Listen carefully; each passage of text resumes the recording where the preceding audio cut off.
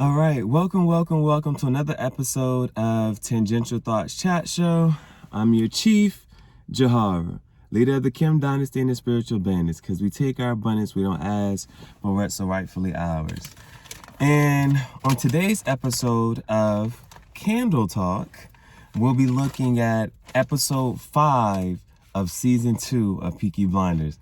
Now, I really hope that you are tapping in and tuning in, and if you haven't, it's good enough to go ahead and get caught up on. You know what I'm saying? I'm only on season 2, but each of the seasons are only 6 episodes. So technically, the next episode is the last episode for season 2. And it's getting a little hot. So get my gloves on. I'm about to put my shades on. And then I don't think it wasn't like a lot of quotes per se, but I think I'm gonna be doing more so like just talking of why I like certain parts. Today it wasn't no heavy hitter quotes. And so something told me to light 2 candles today. So I was like, I don't know why, but I'm just gonna light 2 candles. So again, my friend's candles, I've had them for over 2 years, so excuse the taping. But Scentscape, this first scent is called Sweater Weather. I really do enjoy this one. I really do enjoy Sweater Weather. So I'm gonna light this Sweater Weather up. I just want to start mixing fragrances in here.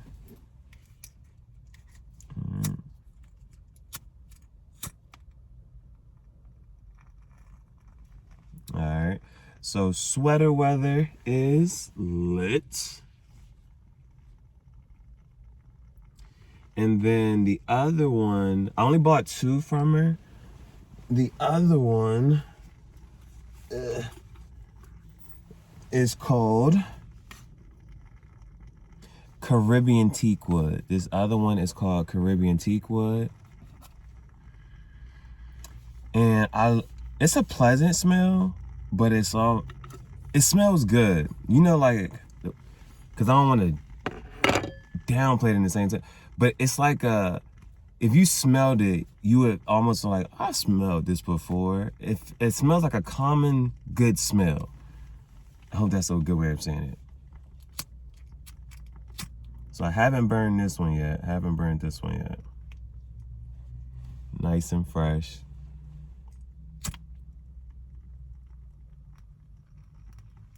All right. So we're burning sweater. These are tongue twisters. We're burning Sweater Weather and we're burning Caribbean Teakwood. So I want these 2 smells to mix and mingle in the air. I gotta be real gingerable with how I'm moving around here. Because, I need to make sure they're flat. So let me move my book bag out the way.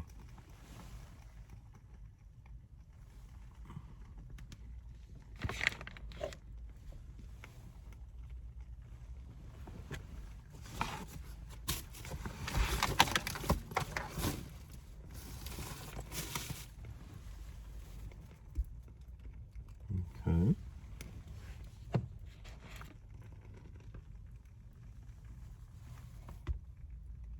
Nice. And then I think just angle this down some. Yeah, I think the reason I kind of wanted it up, I wanted those on top of the book bag maybe, is so that I could get the steering wheel out the visual. But hold up. Sirs TG coming out to play. I might be able to hang this one up here. Sir TG, my flexible stripper bit. This is my stripper bit. She flexible. Hold up. I might be able to get an aerial view in this jank if it goes around that other part. Let me see. Just wrap it around. All right. Let's see if we can get an aerial view in the car.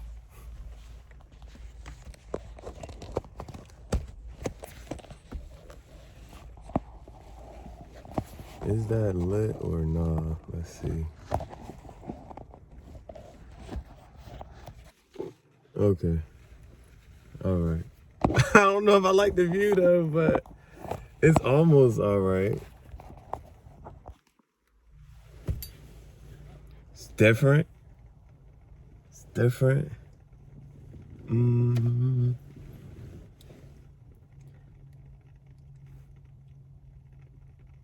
Or maybe, let's see.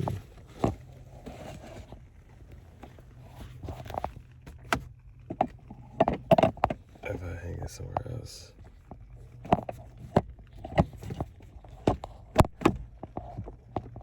Okay. Here, bet. See, this is my John, yo. All right. I rock with it. Lean with it. Okay. Hold up. All right, bet. The only thing I want now is when you can see both candles. If I got both lit like that. Okay. Just want to make sure it's a little bit straightened. Which I guess I can bend the leg so it stops moving. And maybe push this leg back so it can push up against the steering wheel. Bet! I think I'm okay with this. Can I make it any better? It'd be a slight... I'm thinking about it being on TV. And so I'm thinking... Okay. All right.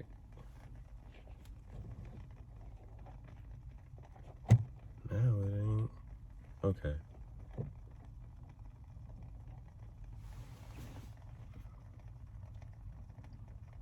You know, my issue is I want both candles. Since they're both burning, they both need to be individuals. Okay.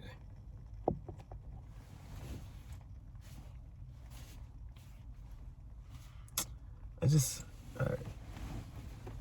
Just cause, all right, the reason I'm being particular about this is because I got the lines on the screen that let me know if everything is even. And so I will watch this and review it, and hopefully next time it don't look like I'm leaning in the whip like, ah.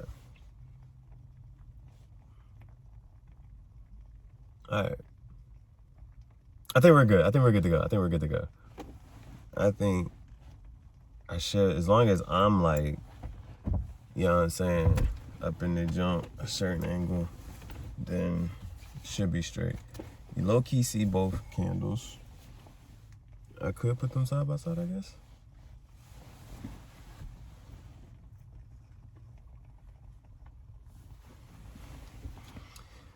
Awesome. All right, bet. So welcome to another episode of Candle Talk. All right. Let me get my shades on. Dr. Carter to the rescue. Excuse me if I'm late, but like a thief, it takes, Alrighty. I was in there trying aviators on at the glasses store.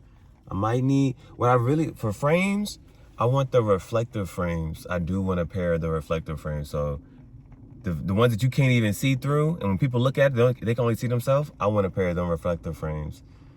Yeah. I like the rose gold look. That's why I grabbed these. I grabbed these rose gold frames, even though I can't see out of them. I like them.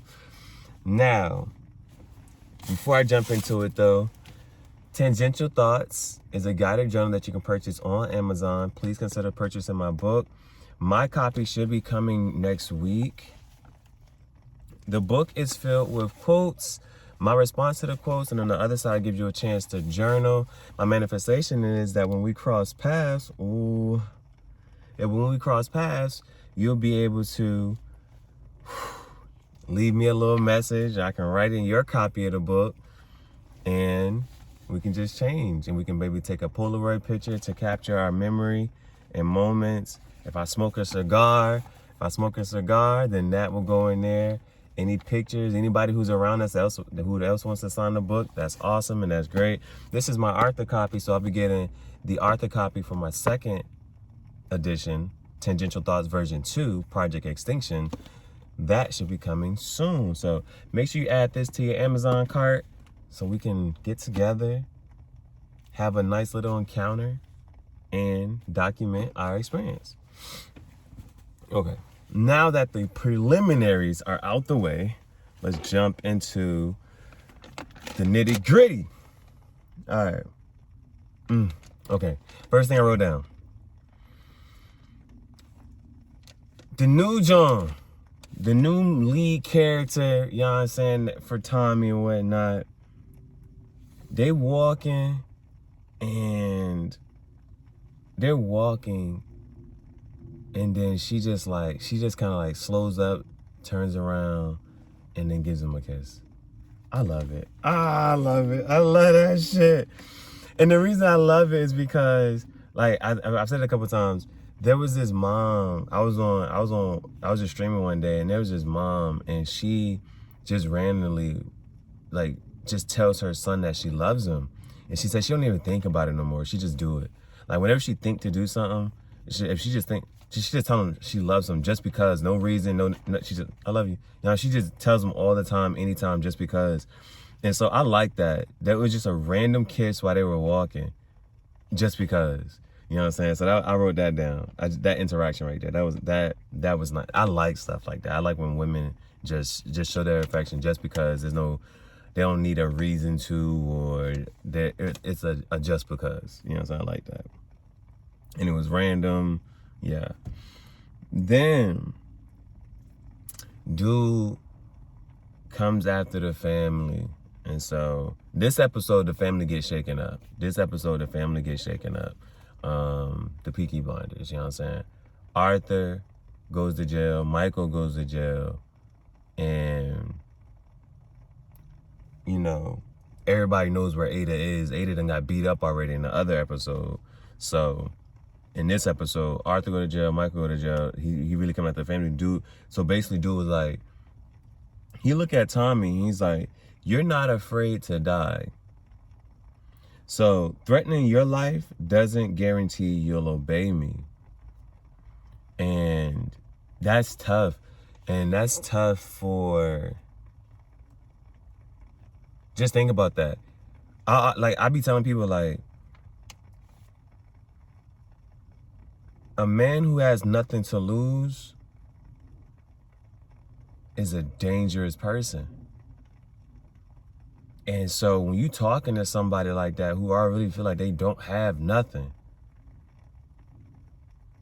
or even what they do have, they don't even care about what they do have, you know what I'm saying? That's hard for that person to listen to anything that you want them to say or do, you know what I'm saying? And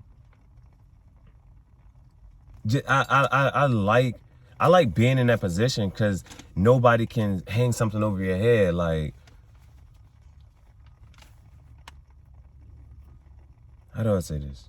Like, the fact that nobody can hang something over your head to make you do what they want you to do.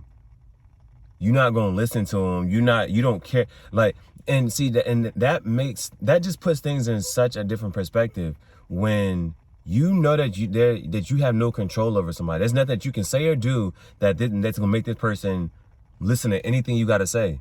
So you talk to that person differently. You move differently around that person, and so. I'm glad that I put myself in that position. Like, I put I'm glad that I'm in such a position. I'm not gonna say that I put myself in that position. But I told the lady I do community service with, I said, I don't got nothing to lose right now. You know what I'm saying? But she checked me. She was like, you got everything to lose. And she's standing right next to you. She was talking about my dog Bailey.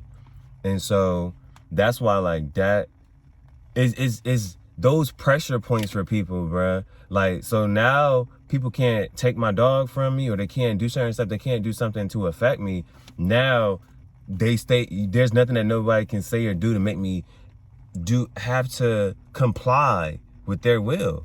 I'm a completely free man. I'm gonna say and do what I want to do and gotta do, and I don't have to listen to you. You know what I'm saying? And so that puts people that will strike fear in somebody when they have nothing to hold over you. Boy, they act different. Even and I can't, because I used to be a teacher, so I equate things back to teaching. But teachers will think just because that puts teachers in a frantic mind state. When you got a kid who don't care about your class, who don't care about failing your class, who don't care about your class at all, or the grade they're gonna get, you can't control that kid all of a sudden. Now what are you going to do or say to get this kid to do some work for you? When they don't care about passing your class, when they don't care about the grade. You know what I'm saying? Sometimes if you got a student who really cares about their grade, who wants those extra 1 point, 2 points to make sure to get to the next, like, that's the student, and it's this power dynamic, right? But when you got a student in front of you who don't care nothing about what you're saying, don't care about your class, don't care about the grade, if they pass or fail your class, they just there. How do you now get that person to do something? You have nothing to hang over their head. And so dude had to come out of that door and say his family. He's like, you don't care about your life, but you care about your family's life. So, and that's how he was able to, he kind of get him. Woo! Now this next one.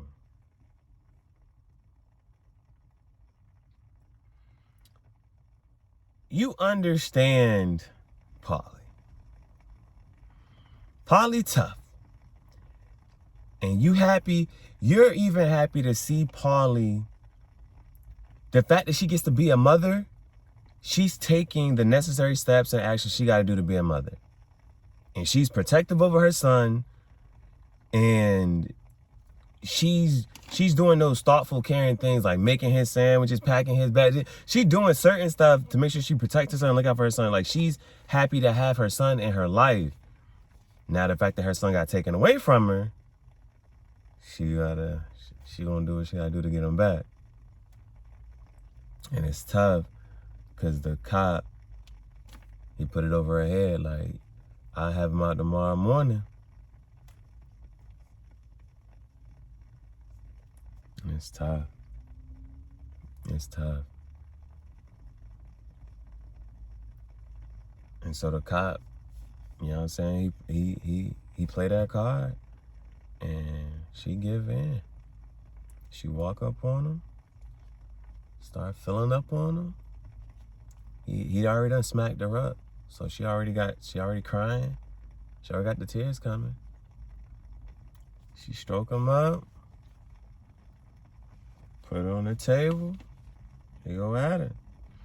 The next morning she walking back and forth. Her son get out.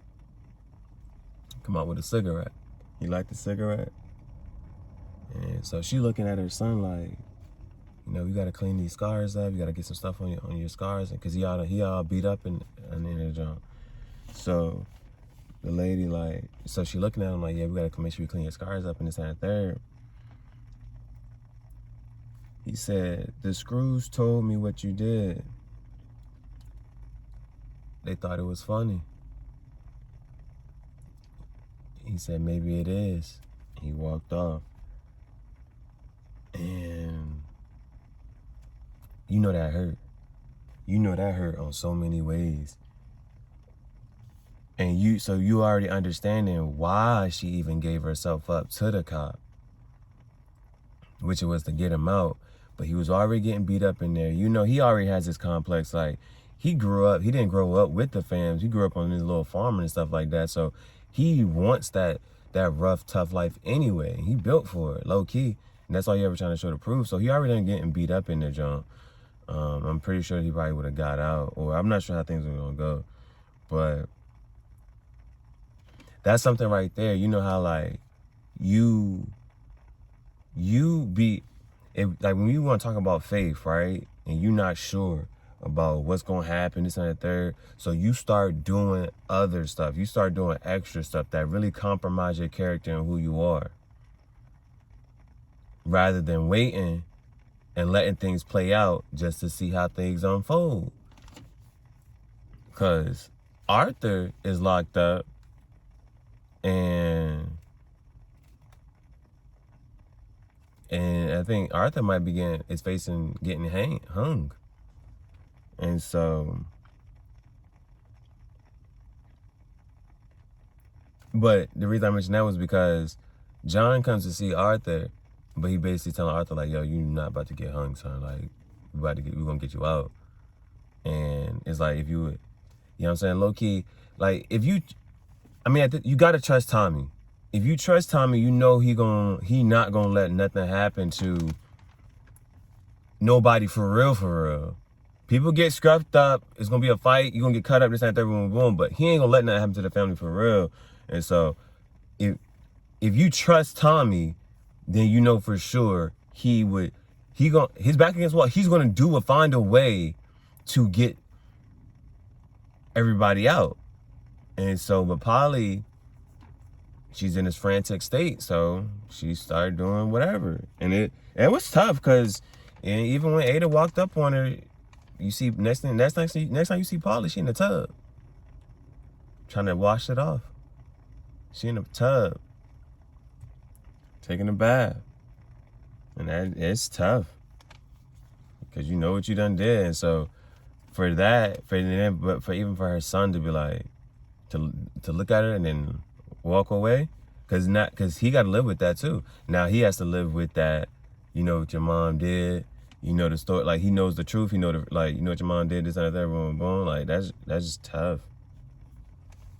And if you do it, and because you look at it, it's out of fear. She did it out of fear.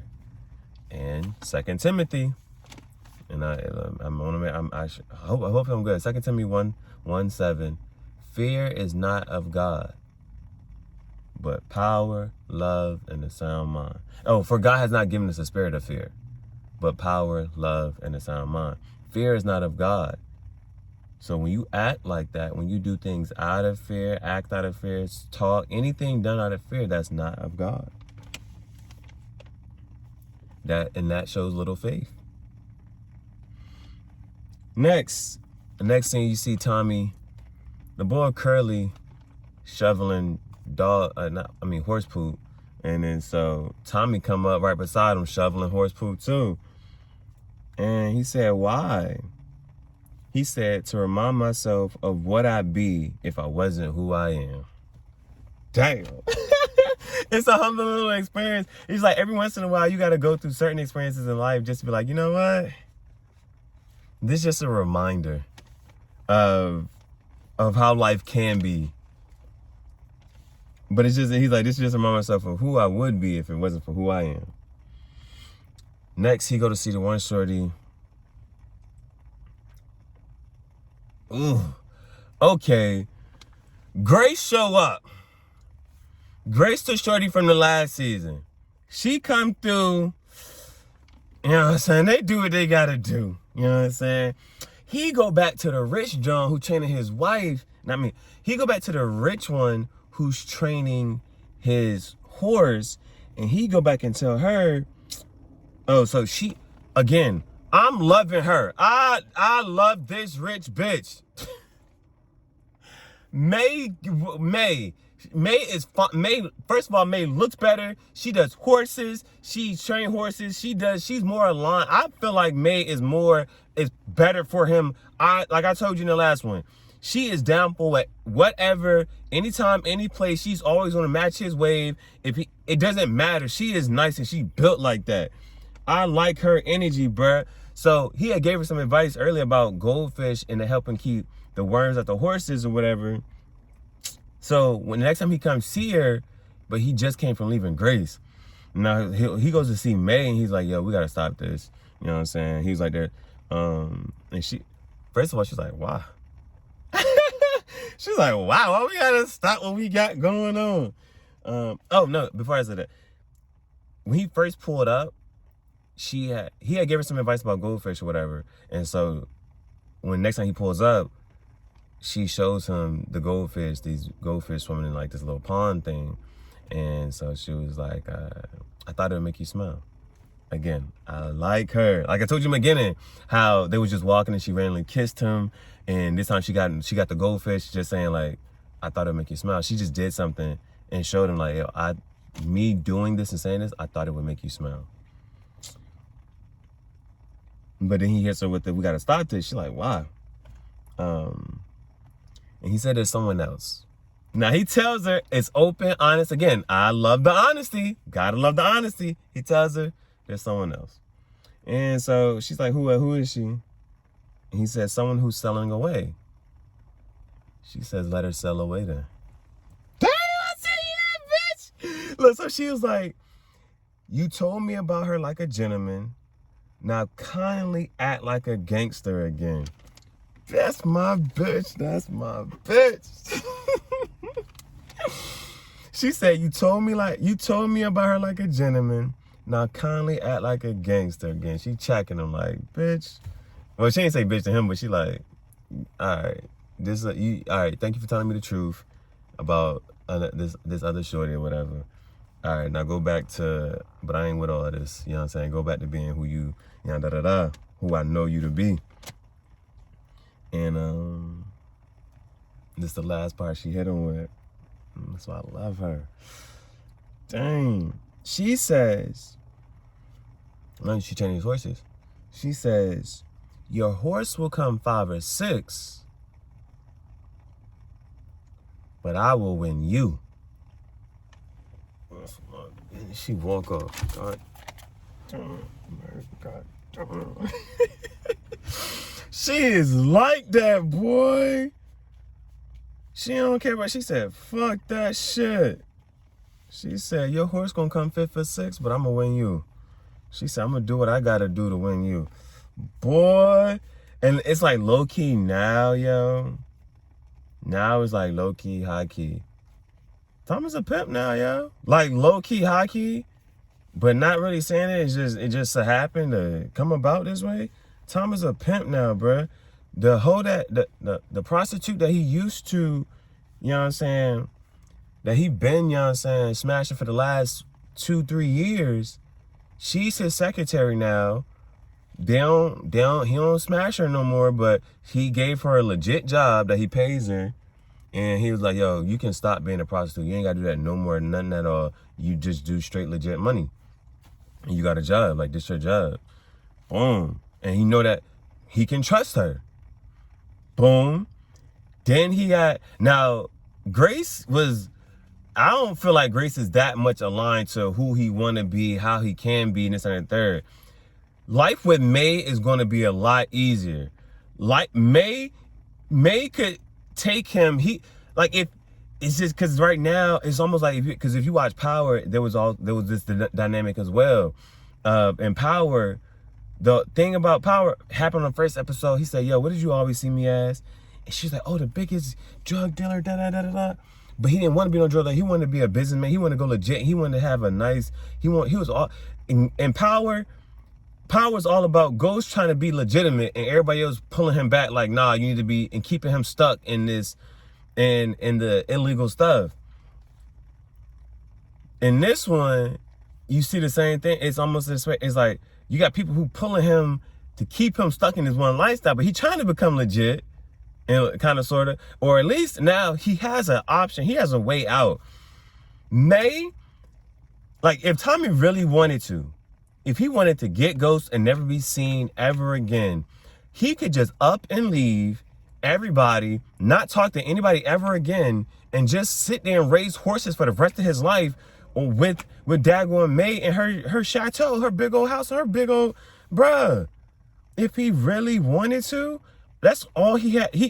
The life that he wants to live with working with horses and stuff like that, he can work with horses. He would never have to worry about anything ever again. And he got a shorty who gonna love him and do whatever he want, and who's gonna randomly love on him, do things just to make him smile, do things just because she want to see him smile. You know what I'm saying? Who's just gonna just love on him, always gonna match his energy wherever he's at, and who loves who he is as is, bruh.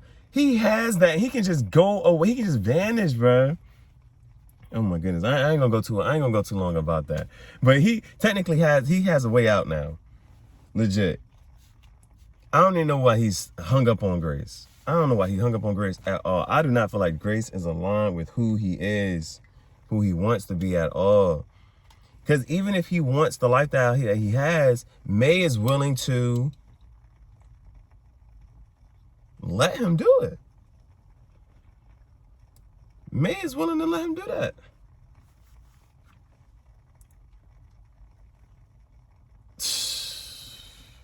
Crazy. Boy, you crazy. All right. I like the two burning like that. Smell real good. All right, so we got this Caribbean teak wood. No, this is sweater weather.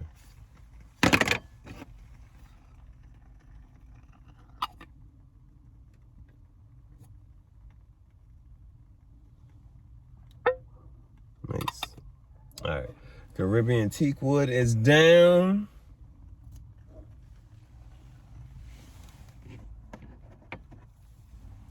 And sweater weather is down. This has been another episode of Candle Talk. And we are going to be watching our season finale. Our season finale I'll be doing an episode of Candle Talk season finale of season 2, episode 6, Peaky Blinders on Netflix tomorrow. So go ahead and binge watch. You can binge watch, catch up, tap in and tune in with me. Yes, this has been another episode of Candle Talk. I'm hyped, I'm excited. And I'll see you on the next episode.